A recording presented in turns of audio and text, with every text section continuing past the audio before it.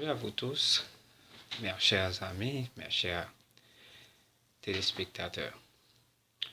Aujourd'hui, je vous apporte un cours très intéressant qui se base sur le synonyme. Dans mes cours précédents, j'avais déjà parlé avec vous de synonymes. Mais aujourd'hui, je vais définir pour vous le mot synonyme et nous allons prendre quelques exemples pour voir ce qui signifie vraiment être ou bien le synonyme. N'oubliez pas, c'est votre ami Jean, donc votre ami, votre professeur de la communication française. Donc pour ceux qui ne connaissent pas encore, pour me trouver sur YouTube, c'est sur le nom de Nenel Nelio 105. Et sur Facebook, c'est Jean-Cornel Pierre. Et je suis encore sur Twitter et sur Instagram. Là encore, tu peux me chercher et me trouver. Je vais commencer avec ce cours. Qu'est-ce qu'un synonyme? Eh bien, un synonyme est tout simplement un mot qui a très peu de choses a le même sens qu'un autre. Dans une phrase, il s'agit de faire usage d'un mot à la place d'un autre pour parler de la même chose. Le synonyme peut aussi bien être un adjectif, un substantif ou un verbe. Si le mot sert à définir, dans ce cas-là, on parlera alors plutôt d'un mot de sens voisin. Et si vous comprenez bien la définition, je vais reprendre rapidement pour vous. Par définition, un synonyme est tout simplement un mot qui a très peu de choses a le même sens qu'un autre. Dans une phrase, il s'agit de faire usage d'un mot à la place d'un autre pour parler de la même chose.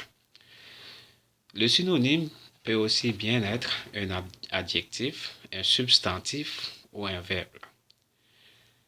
Donc, si le mot c'est à définir, dans ce cas-là, on parlera alors plutôt d'un mot de sens voisin. C'est la définition que nous avons pour le mot synonyme. Maintenant, afin de vérifier le bon emploi des synonymes dans nos phrases, il faut vous dire qu'elles ne sont pas censées changer de sens. Je reprends cette phrase.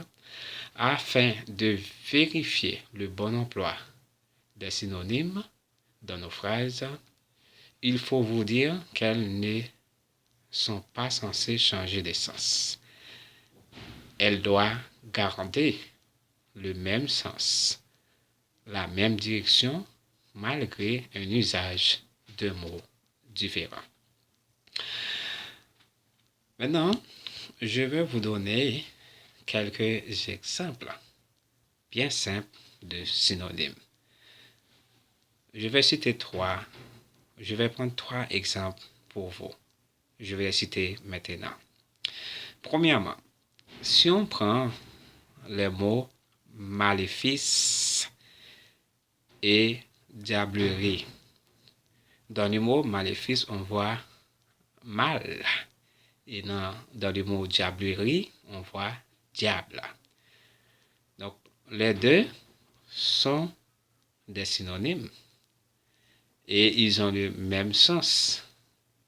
Donc, on parle d'eux pour parler du mysticisme. Dans le mot mysticisme, on voit le mot mystère. Donc, mystère, c'est quelque chose qu'on n'arrive jamais à se comprendre. D'accord? Donc, le mot maléfice et diablerie donc, se combinent pour former le mot mysticisme. Donc, ce sont des synonymes. Deuxième exemple que j'apporte pour vous, si nous prenons par exemple le verbe danser, trémousser et gigoter. Donc, ce sont trois verbes, pas vrai? Eh bien, danser, trémousser et gigoter sont des verbes synonymes. Ils évoquent la gestuelle. Donc, lorsqu'on danse, on trémousse et on gigote. On va de l'avant, on va de l'arrière, on va à droite et on va à gauche. Donc, le gens ou bien la personne fait des mouvements. Donc, il se bouge, il trémousse et gigote. On dit alors qu'il danse. Donc, on dit que cette personne-là évoque la gestuelle. Dans le mot gestuelle, on voit le mot geste. D'accord? Enfin, le troisième exemple que je vous apporte, c'est le mot domination, contrôle et ascendant. Donc, dès qu'on parle de domination, on voit dominer, contrôle, contrôler, ascendant, c'est pour parler d'une autorité. Par exemple, un président a un ascendant. Donc, la personne qui se place avant d'elle, qui avait une certaine autorité. Eh bien, domination, contrôle et ascendant, ces mots dégagent une certaine autorité, comme je vous ai déjà dit. Donc, on peut conclure que domination, contrôle et ascendant sont des mots synonymes. Donc, c'est le cours, mes chers amis, mes chers téléspectateurs. On arrête ici et je vous souhaite de bien maîtriser ce qu'est le mot synonyme. Dans mon prochain cours, je vous parlerai de homonyme. J'ai déjà cité ce mot-là, homonyme, mais on va vous définir le mot homonyme et nous prenions ensuite des mots, des quelques mots pour vous montrer ce que signifie un homonyme. Donc, je vous souhaite de bonnes écoutes, une bonne audition. Et je pense que vous allez passer soit une bonne journée ou une bonne nuit.